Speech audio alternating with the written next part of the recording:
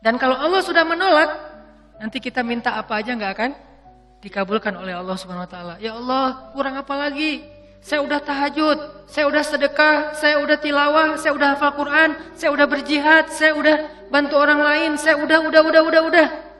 Kenapa saya hidupnya kayak gini ya Allah? Tanyakan kembali, istafti qalbak, tanya ke hatimu. Kenapa kita melakukan itu? Karena Allah atau karena yang lain? Ria'an nas. Kadang-kadang kita melakukannya udah ikhlas, tapi di tengahnya ria. Jadi bisa jadi teman-teman, kita punya beberapa amalan, kalau kita nggak berani mengatakan banyak amalan, kita punya beberapa amal soleh, tapi hampir tidak ada satupun yang diterima di sisi Allah. Kenapa Ustadz? Ikhlas kok Ustadz? Di awal, bisa jadi di tengahnya ria. Enggak, di tengah saya tetap ikhlas, bisa jadi di akhirnya ria. Enggak, di akhirnya masih ikhlas, bisa jadi barusan aja ria. Setelah, after years, setelah beberapa tahun. Sehingga kalau kita nggak punya modal, amal soleh yang diterima di sisi Allah, gimana kita mau mengangkat kedua tangan kita? Makanya, kadang-kadang kan ujiannya kayak gitu. Di awal udah ikhlas, saya nih pengen tilawah yang bagus, karena biar orang-orang sholatnya pada khusyuk. Allahu Akbar. Ikhlas kan? Alhamdulillahi Rabbil Alamin. Ikhlas. Ar-Rahmanir Rahim. Masih ikhlas. Maliki Yaumiddin. Ada yang nangis di belakang. Mulai bagus juga ya suara saya. Habis tuh. Teman-teman pikir imam dengan bacaan yang bagus berarti pahalanya lebih banyak dari teman-teman? Belum tentu. Bisa jadi makmumnya dapat untung dari bacaan yang bagus karena dia khusyuk, dia bisa nangis, dia bisa nyaman. Sementara imamnya nggak dapat apa-apa loh. Ini, tapi kita nggak bisa menjudge imam juga ya. Begitu imam baca Alhamdulillahi Rabbil Alamin, pamer. Nggak bisa. Entas jadi susah tuh. Semua salah ya, serba salah. Baca bagus salah, baca jelek. Imam nih bacaannya kok gini banget sih. Jadi serba salah. Ini bukan menjudge orang lain. Udah aja masing-masing. Kalau imam bacanya bagus, ya kita husnuzon. Masya Allah bacaannya luar biasa. Kalau banyak orang yang khusyuk gara-gara ini berarti pahalanya banyak banget nih. Kan kita cemburu ya. Si imamnya, astagfirullah. Kalau gak dibagusin, Allah suruh yang bagus-bagus. Kalau bagus-bagus amat, entar sombong. Karena emang bagus sih. Itu habis tuh. Aduh, ngeri banget teman-teman. Di tengah masih ikhlas, nggak kegoda. Kan ria itu kan bukan maunya kita ya. Ria itu kan wasawisus syaitan, yuwaswisu fi sudurin nas. Dia yang mengebisikin, tapi di akhir selesai datang. Alhamdulillah Ustadz, sambil gini, ada tisu nggak? Saya baru pertama nangis dalam sholat. Suara Ustadz luar biasa. Bapak nggak pernah dengar di YouTube saya. Sombong. Ya, Bapak nggak baru kenal saya. Gitu. Atau bukan karena pujian orang lain teman-teman. Karena diremehin sama orang lain. Pernah diremehin orang terus jadi ria? Saya pernah. Ngisi di beberapa masjid agung. Ada kan kalau di daerah-daerah tuh kalau saya ngisi kadang-kadang panitia mintanya di masjid agung. Kan DKM Masjid Agung rata-rata nggak main Instagram ya.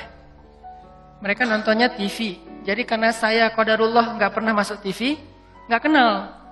Ini Ustadz siapa sih? Ada nggak di Damai Indonesiaku? Nggak ada. Oh, biasa aja. Karena saya nggak pernah masuk TV, akhirnya beliau nggak kenal kan, bukan yang pemain sosmed. Dan dari situ mulai ada ngeremehin. Panitia nawarin tempat, mereka bilang, udah biasa aja lah, nggak usah terlalu heboh. Paling juga jamaahnya nggak setengah masjid, katanya. Saya dikasih tahu sama panitia, Ustadz, ini DKM-nya kayak gitu ngomongnya. Oh, kita lihat aja nanti. Mulai kan? Ria nih. Terus saya datang, ternyata alhamdulillah qadarullah Allah yang melangkahkan kaki-kaki mereka rame nih sampai pelataran masjid. Pas rame, DKM-nya bingung. Ini Ustadz siapa sih kok bisa rame gini yang datang? Saya, ya sih. Ria nih. Mulai yuwaswis waswasa. Jadi perang batin banget teman-teman sama setan. Bukan maunya saya, setan yang kayak gitu. Kita cuma punya dua pilihan, mengaminkan atau menolak. Kalau kita mengatakan iya sih, berarti kita membenarkan kata-kata setan di dalam hati, ria, sombong. Atau kita mengatakan astagfirullah, nggak mau kegoda gitu. Pas waktunya sholat maghrib, panitia biasa, panitia kan kenal pastinya ya. Ustadz dorong-dorong saya gitu kan. DKM nggak ngedorong. Kan kepancing. Kenapa DKM nggak ngedorong? Ngelihat penampilan saya dari ujung rambut sampai ujung kaki kayak kurang meyakinkan gitu. Nih Ustadz bisa ngaji nggak sih? Ngelihat ujung kupluk, di tengah kaos atau pakai kemeja, bawah celana jeans biasa. Ini bisa ngaji nggak ya? Akhirnya DKM kayak ragu-ragu gitu mau dorong saya jadi imam. Dalam hati, 5 menit lagi dengerin aja nanti. Wah, UASWIS luar biasa. Karena didorong-dorong terus sama penitia, ya udah deh, saya mau ya, kalian yang dorong kan, dorong lagi dong, didorong ya. Udah aja jadi imam, ngimamin, karena tadi diremehin sama DKM, kepancing dong, wah Ar-Rahman nih, gua keluarin sekalian, cie. Kenapa ngeluarin Ar-Rahman? Favorit, kartu as lah. Kan DKM-nya kayak ragu-ragu gitu, sampai saya bilang, soft dirapatkan, diluruskan, saya nggak mau pakai bahasa Arab. Walaupun nggak bisa, soft diluruskan dan dirapatkan gitu. Terus DKM-nya masih gini-gini, ragu-ragu gitu. Dalam hati saya, ya bentar lagi, tenang aja. Wah, balik arah, Allahu Akbar. Itu udah nggak benar lagi sholatnya tuh. Itu dirasain banget. Itu udah nggak benar lagi sholatnya. Allahu Akbar. Begitu selesai Al-Fatihah, gimana Pak? Udah dengar? Terus masuk Ar-Rahman, serak pula, aduh, serak, suaranya hilang, segala macam, aduh itu nyesel banget tuh, nggak bisa show off ya. Kalau pas lagi dapat, mic-nya bagus, sampai menggemanya tuh sekilo gitu ya. Itu kan enak banget ya, buat seorang vokal, mic itu kayak floor buat anak skate kan, jadi bisa ngetrik banget kalau floornya dapat kan. Jadi buat saya tuh kalau mic-nya pas dapat, wah ini bisa semua trik dikeluarin nih. Fabi ayyi ala'i rabbikuma tukadziban. Udah Ar-Rahman aja yang biasanya dibagi 4, sekarang 1 rakaat Ar-Rahman, rakaat kedua Al-Muluk. Kenapa? Biar sekalian didengerin. Nih Ar-Rahman ya, gini cara bacanya. Aduh, habis. Selesai sholat, kan balik arah gitu kan, mau zikir kan, balik arah bukan pura-pura zikir sih, sambil zikir ngelihat ke arah si bapak. Kira-kira gimana ekspresinya sekarang? Itu teman-teman berat. Kadang-kadang bukan karena kita pengen dipuji orang, tapi kita nggak rela diremehin orang, itu yang bikin kita riak kan? Bukan karena kita pengen dielu-elukan, dipuji, dapat banyak like, dipuja-puja, bukan itu. Itu kita masih kadang-kadang bisa ngerem. Tapi kita nggak sanggup bertahan, nggak bisa sabar kalau diremehin orang. Akhirnya kita bocorin juga kebaikan kita. Habis. Diremehin suami, diremehin pasangan, diremehin orang tua, diremehin mertua, diremehin teman-teman, segala macam. Diremehin tetangga. Kita bukan pengen dipuji dan dipuja oleh orang lain. Tapi kita nggak tahan kalau diremehin. Keluar juga tuh. Siapa yang selama ini yang melakukan ini? Siapa yang bantu kamu? Siapa? Keluar semua. Satu persatu yang kita sebutkan, satu persatu berguguran dan tidak ada nilainya di mata Allah SWT. Sabarkah kita ketika diremehkan oleh orang lain untuk tetap menjaga rahasia amal kita antara kita berdua aja dengan Allah? Itulah ujian ikhlas. Bisa nggak kita jaga? Nggak mau kita bocorin rahasia kita berdua sama Allah. Begitu kita bocorin, sedih banget tuh. Udah langsung tidak ada lagi nilainya di mata Allah. Berapa banyak dari amal yang kita lakukan yang benar-benar kita mampu menjaga keikhlasannya di awal, di tengah, di akhir. Kalau ada, jangan menyimpulkan dulu bahwa kita udah sukses karena masih ada waktu selama kita masih hidup untuk kita batal. Mungkin nggak batal di akhir, tapi batalnya setelah beberapa tahun. Ada teman kita datang nanya-nanya ke kita tentang, ngafal Quran itu susah banget ya. Kenapa? Aku tuh ngafal 1 juz aja, juz 30 gak beres-beres. Oh, ya sebetulnya gampang sih kalau udah tahu triknya. Mulai nih. Emang idealnya ngafal Quran berapa lama? Ya tergantung orangnya. Ada yang 10 tahun, ada yang 5 tahun, ada yang 2 tahun, 3 tahun, setahun. Kalau aku sih alhamdulillah 6 bulan khatam. Habis semuanya tuh. Ngafal Quran emang gampang, capek, susah loh. Yang susah itu bukan ngafalnya, murojaahnya kan, ngejaga hafalan. Udah hafal 5 juz, biasanya baru kerasa capeknya tuh setelah 5 juz, kata orang-orang yang hafal. Setelah 5 juz, mulai nih, keteteran yang di belakang, balik lagi ke depan, hilang lagi yang di belakang, balik lagi. Kayak gitu ngafal Quran saking capeknya tuh sampai orang yang banyak putus asa. Udah setelah perjuangan, effort yang luar biasa, hilang hanya gara-gara kalimat cuman 5 menit aja, habis semuanya teman-teman. Rugi banget kan? Jadi jangan dulu menyimpulkan bahwa kita itu udah pasti soleh, udah pasti istimewa, udah suci banget. Hanya gara-gara kita punya amalan soleh lebih banyak dari teman kita. Mungkin dia amalnya biasa-biasa aja, tapi dia karena biasa-biasa gak bisa ngeriain kan. Hafal 30 juz dengan hafal Al-Ikhlas. Kira-kira mana yang pantas diriakan? 30 juz dong, Al-Ikhlas gak mungkin ria. Gimana kita mau ria? Gua udah hafal loh, apa? Al-Ikhlas. Apa yang mau diriain Al-Ikhlas? Yang ada Al-Ikhlas itu surat pelampiasan. Kalau udah mentok Al-Ikhlas. Sawa'un 'alaihim a'anzartahum. Perasaan tadi sebelum sholat lancar. A'anzartahum Qul huwallahu ahad. Biasanya gitu kan?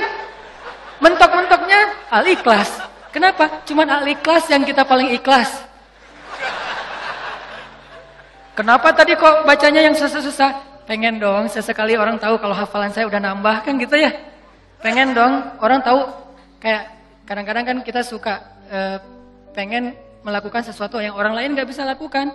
Membaca surat yang orang lain gak hafal surat itu jarang. Kalau Al-Ikhlas, Al-Falaq, An-Nas, Al-Kafirun. Al-Kafirun masih oke lah. Karena Al-Kafirun suratnya agak susah kan. Banyak orang yang terjebak, la abudu ma ta'budun wala antum abidun ma a'bud. Kapan selesainya nih? Mutar aja di situ Al-Kafirun teh. Kalau Al-Ikhlas kan jarang yang terjebak. Kalau Al-Ikhlas juga sampai salah. Ini nih ngeri banget nih. Jadi mungkin jangan ngeremehin dulu teman-teman. Ada teman kita yang hafalnya, kamu hafal surat apa? Enggak, cuma dikit dari At-Takatsur sampai An-Nas doang. Itu juga gara-gara modal sholat taraweh. Karena dia taraweh selalu dengar itu kan, di taraweh suka dengar ayat itu ya, akhirnya kehafal sendiri. Dia nggak pernah sombong, dia nggak pernah riak karena hafalannya sedikit. Kita yang 30 juz, segitu doang, kemana aja loh? Habis 30 juz. Jadi yang hebatnya itu bukan berapa banyak amalannya teman-teman, tapi seberapa kuat dia menjaga keikhlasannya di awal, di tengah, di akhir, dan setelah beberapa lama. Jadi jangan menyimpulkan dulu. Fala tuzakku anfusakum huwa a'lamu bimanittaqa. Jangan kalian menganggap diri kalian udah pasti soleh, pasti istimewa, pasti baik, karena Allah lah yang paling tahu siapa yang paling bertakwa. Maksudnya siapa yang paling ikhlas. Karena at-taqwa hahuna. Belum lagi nanti ada orang kadang-kadang saya pernah di sebuah masjid, kita ngadain acara tabligh akbar, terus masjidnya rame, anak-anak mudanya penuh sampai ke depan masjid. Setelah selesai acara tabligh akbar kan suka ngobrol-ngobrol gitu kan sama DKM di ruang DKM. Ada salah satu sesepuh masjid ngobrol sama saya, dan waktu itu saya juga sedih. Kenapa saya ladeni gitu? Harusnya saya pergi aja biar menjaga amal beliau kan. Beliau cerita, Ustadz, alhamdulillah ya sekarang masjidnya rame. Ini perjuangannya nggak mudah loh Ustadz. Dulu dari awal nih, ketika kita pembebasan lahan masjid ini aja, udah konflik, sengketa dengan beberapa tetangga. Akhirnya saya perjuangkan Ustadz dari awal, sampai bisa pembebasan lahan. Kemudian kita bangun masjid ini dengan gotong royong luar biasa. Fundingnya itu susah banget Ustadz. 5 tahun baru beres masjid ini Ustadz. Udah gitu saya yang bikin yayasan masjid ini. Sampai ada RT-nya tuh saya yang bikin Ustadz. Satu persatu beliau sebutkan perjuangannya, jasa-jasanya, jerih payahnya, effortnya, dan segala macam pengorbanannya. Sampai akhirnya masjid ini rampung, sekarang dipakai banyak orang sholat, sekarang udah gampang. DKM sekarang tuh gampang, gak seperti awal-awal dulu. Kalau beliau sadar itu semuanya habis gara-gara beliau. Tapi kan kita gak bisa menjudge ya. Kalau beliau menceritakan itu untuk motivasi, oke. Tapi kalau beliau menceritakan itu untuk ria, dihargai, diakui, kalau hanya pengen dapat pengakuan, pengen diaku oleh orang lain, habislah semua pahala yang sudah beliau usahakan sekian tahun. Harusnya kalau beliau ikhlas, satu orang yang datang ke masjid untuk ikut acara tabligh akbar, sholat berjamaah, taubat, sadar, zikir, ibadah, beliau dapat pahala. Kebayang nggak kalau ada 5.000, 10.000 anak muda yang datang untuk ikut acara di situ? Pahala beliau banyak banget, tapi hilang hanya dengan 5 menit berbicara. Jaga lisan. Faliyakul khairan aw liyasmut. Mending diam aja deh. Sebegitu gampangnya hilang amal-amal kita gara-gara tidak mampu menjaga keikhlasan kita, teman-teman. Makanya wa innama likulli imri'in manawa itu gampang banget tergelincir. Itu halus banget, lebih halus daripada suara langkah-langkah semut. Halus banget. Sampai kadang-kadang kita juga terjebak di situ. Makanya di zaman Nabi itu kan ada cerita seorang sahabat Ansor yang tidak terkenal ibadah-ibadahnya, tapi Nabi bilang huwa min ahlil jannah, dia itu ahli surga. Apa kelebihan dia? Apa ibadah dia? Ibadah dia itu ibadah batin. Ketika dikepoin sama beberapa orang sahabat, sama seorang sahabat, kalau nggak salah Abdullah bin Amr bin As, dia kepo datang ke rumahnya. Ternyata rahasianya bukan ahli tahajud, bukan ahli sedekah, bukan ahli tilawah, bukan ahli kebaikan-kebaikan yang zahir. Dia kalau ngelakuin amalan yang zahir, yang standar-standar aja lah, yang wajib, yang kalau ditinggalkan pasti dosa, sholat pasti. Cuman nggak ada yang lebih, biasa-biasa aja. Terus yang bikin dia istimewa, ternyata ibadah batin. Apa ibadah batin dia? Dia bilang, saya tidak pernah dengki kepada orang lain.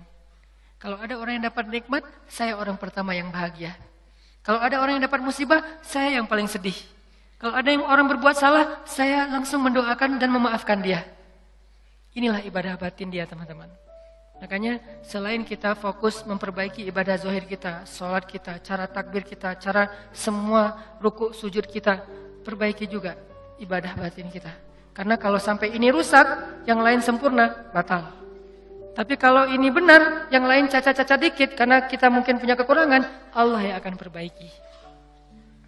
Jadi ini teman-teman, tentang pentingnya belajar ikhlas. Dan ikhlas ini termasuk salah satu di antara ibadah juga. Jadi sekedar ikhlas saja itu udah ibadah. Sekedar niat aja, itu udah ibadah.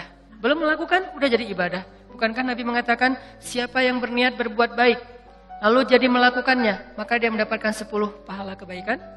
Kalau dia berniat berbuat baik, tidak jadi melakukannya, maka dia mendapatkan 1 pahala kebaikan. Siapa yang berniat berbuat buruk, jadi melakukannya, maka dia dapat 1 dosa. Siapa yang berniat berbuat buruk, tidak jadi melakukannya, dia dapat 1 pahala. Allah baik banget ya. Niat aja dikasih pahala, baru niat tuh. Sehingga para ulama mengatakan, kalau begitu, ayo kita berniat yang banyak. Dan memperbanyak niat itu disebut dengan istilah ta'addudin niyah. Ta'addudin niyah, memperbanyak niat-niat yang baik.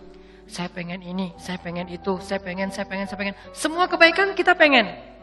Maka pengen aja udah jadi pahala kebaikan yang utuh. Insyaallah tahun depan saya pengen umroh. Azam, niat yang kuat. Ya Allah, kasih saya rezeki. Saya pengen umroh. Udah nabung, ternyata nggak cukup. Maka tahun itu Allah catat kita sudah melakukan ibadah umroh sempurna. Dan bisa jadi lebih sempurna daripada orang yang melakukannya secara fisik. Kenapa? Orang yang melakukannya secara fisik masih ada ujian riya.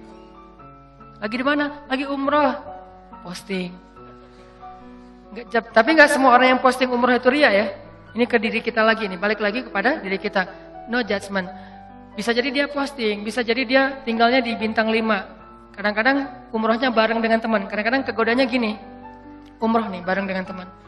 Pas lagi makan, kan di hotel suka pas makan saling ketemu gitu kan, saling sharing. Dari mana aja? Baru selesai tawaf. Wah, Masya Allah udah selesai tawaf aja, kita baru aja tadi nggak jadi soalnya rame banget. Ya sih rame, tapi kalau kita kuat azamnya pasti lewat lah, bisa.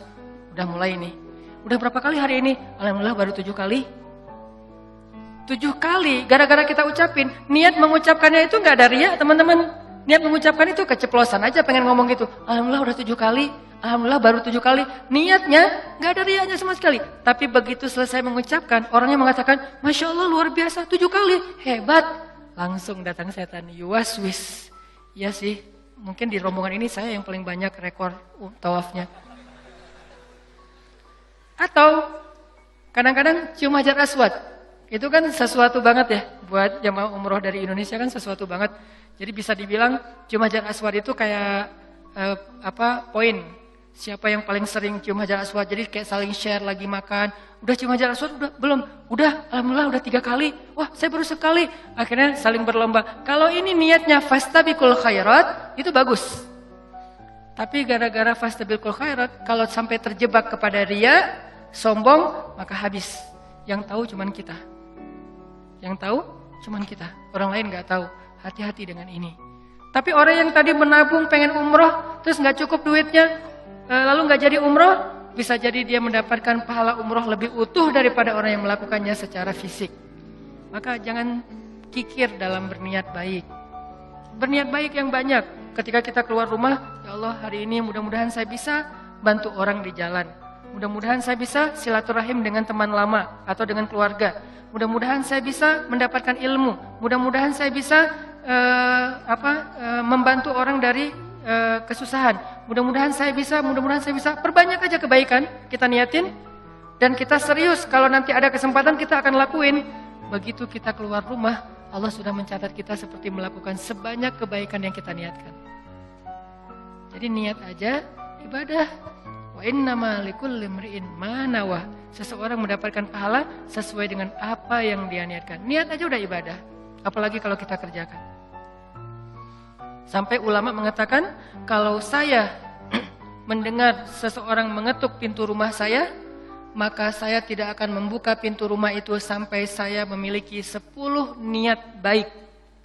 Jadi kalau mau buka pintu rumah, beliau berdiri di belakang pintu, ya Allah, kalau ini adalah orang miskin, saya berniat akan kasih dia sedekah 1. Kalau ini adalah seorang saudara yang sudah terputus silaturahim selama ini, saya akan sambung silaturahim 2. Kalau ini adalah seorang ulama, saya akan minta nasihat dari beliau dan ilmu 3. Kalau ini adalah seorang murid, saya akan kasih dia nasihat dan ilmu 4. Kalau ini adalah seorang yang berhutang, saya akan bayarkan hutangnya 5. Terus sampai 10 niat baik baru dibuka pintunya. Ternyata yang datang cuma 1 orang dengan 1 hajat, maka beliau mendapatkan pahala 10 hajat, 10 kebaikan. Ini hebatnya niat. Ta'addudin niyah. Sehingga yuk kita berniat sebanyak mungkin berbuat baik. Saya akan gini, saya akan gini, saya akan gini. Salah satunya untuk akhirat kita, kalau saya pribadi berniat, ya Allah saya pengen banget nanti sebelum meninggal, kalau bisa udah khatam 30 juz. Dari dulu diusahain belum beres-beres. Naik dikit, turun banyak. Naik dikit, turun banyak. Kenapa? Mungkin banyak dosa, bisa dosa lisan, bisa dosa mata. Bukankah dosa itu bisa menghilangkan hafalan ayat Al-Quran? Dan kata Nabi, Al-Quran itu gampang hilangnya, lebih gampang daripada hilangnya onta yang liar. Cepat banget hilangnya. Enggak Ustaz, saya udah banyak dosa tapi enggak hilang-hilang. Ya enggak ada yang dihafal, apa yang mau dihilangin? Coba kalau mau tahu kita banyak dosa atau enggak, hafal Quran deh. Kalau susah, pasti banyak dosa. Kalau mau tahu itu cara kita untuk bisa mendeteksi dosa kita, salah satunya ya, hafal Quran. Coba, itu akan mendeteksi banget. Kalau kita udah lancar bacaan, tapi dengan syarat bacaannya udah lancar. Karena kalau bacaan belum lancar, ya bukan karena dosa, emang nggak bisa baca Quran ya. Berarti tahapannya baca Quran dulu. Kalau bacaannya udah lancar, tapi kok nggak bisa ya ngafal Quran? Ini bisa jadi kata Imam Waqi', al-ilmu nurun wa nurullah la yu'talil asi. Ilmu itu cahaya dan cahaya Allah itu tidak diberikan kepada pendosa. Cara ngukur diri kita banyak dosa atau enggak? Coba ngafal Quran. Kalau susah, pasti banyak dosa. Sehingga pesantren di dekat rumah saya tuh, pesantren Kampung Quran namanya. Dulu ada program daurah hafal Quran selama bulan Ramadan, 1 bulan 30 juz. Di Indonesia, di Cihanjuang, Cimahi. 1 bulan 30 juz. Pas saya diundang ke situ ngisi waktu subuh, saya bilang, "Ini programnya apa Ustadz?" 30 juz 1 bulan. Saya dalam hati, emang bisa. Saya tuh udah lebih 10 tahun gak beres-beres. Ngeremehin gitu kan. Ternyata ada yang bisa.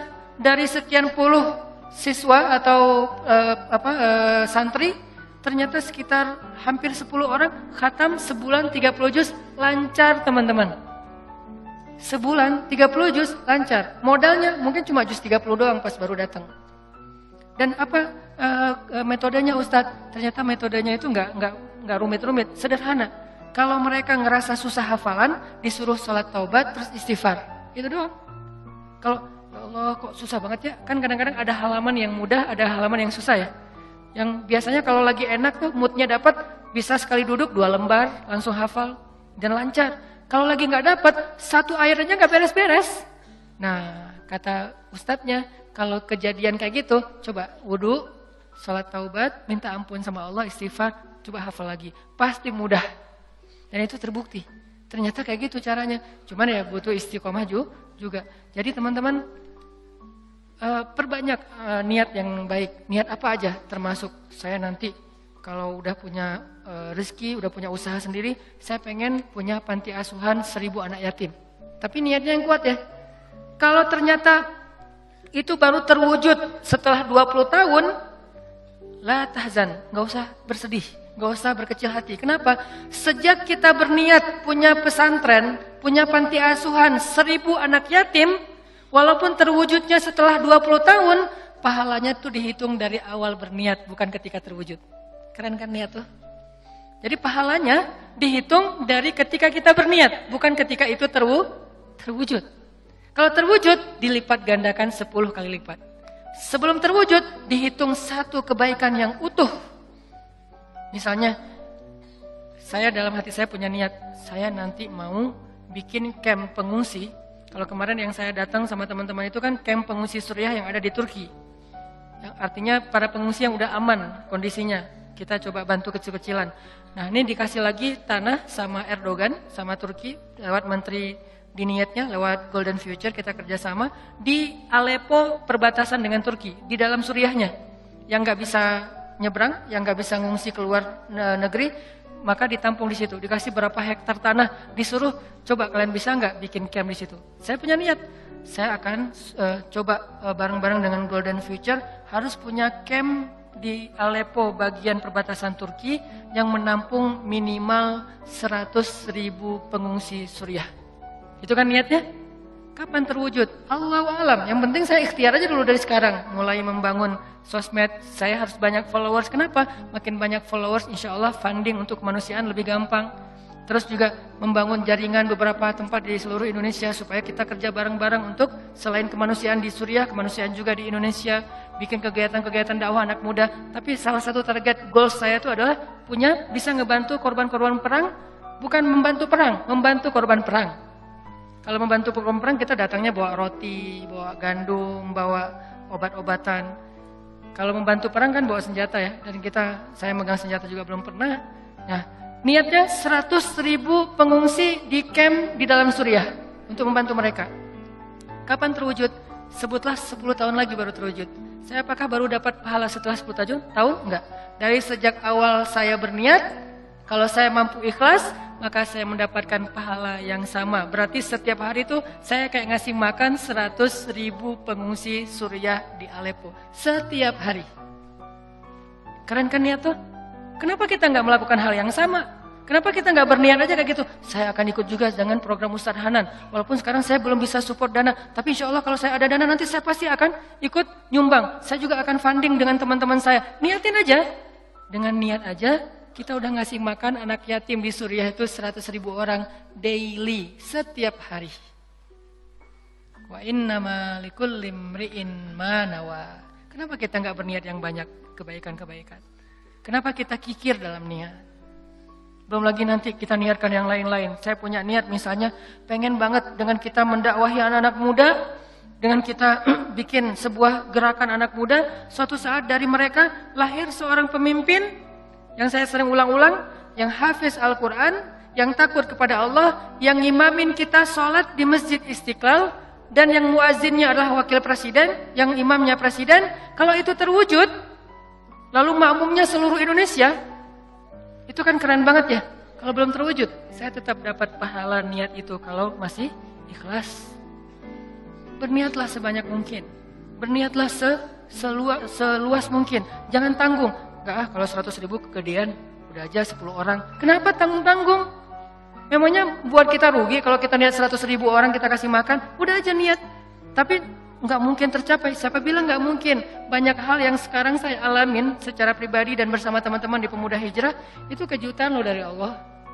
Dulu mungkin kita anggap itu mimpi. Mimpi bisa pergi ke camp Suriah yang ada di Turki. Mimpi bisa dakwah ke anak-anak, teman-teman anak-anak muda bisa bareng-bareng. Mimpi bisa ini, bisa itu, segala macam. Itu kayak mimpi. Tapi Allah wujudkan. Kenapa? Intasdukillah yasdukka. Kalau kamu jujur kepada Allah, Allah juga akan jujur kepada kamu. Ya Bani Israel, azkuru ni'mati allati an'amtu alaikum wa awfu bi'ahdi ufi bi'ahdikum. Tunaikanlah janji kalian kepada aku, aku tunaikan janji aku kepada kalian. In tasdukillah yasdukka. Jujurlah kepada Allah, Allah jujur kepada kalian. Ihfazillah yahfazka. Jaga Allah, Allah jaga kalian. Fadhkuruni adzkurkum. Ingat aku ingat kalian. Selalu kayak gitu, kaidahnya sama. Walaupun redaksinya berubah-ubah.